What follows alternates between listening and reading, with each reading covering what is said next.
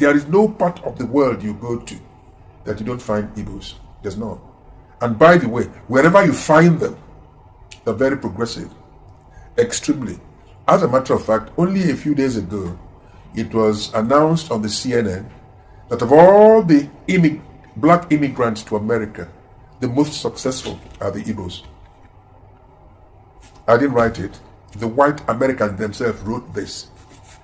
That the Igbos are lecturers in most of their universities. They are doctors in most of their hospitals. They are in their civil service. Oh yes, of course yes. Emma Agwali Philip is a wizard in computer electronics. He's an Igbo man. As a matter of fact, we all schooled together at St. Patrick's and Teresa Zaria. He was our junior. Philip was not a particularly brilliant boy. No. His brother Francis was my own classmate, not Philip. But Philip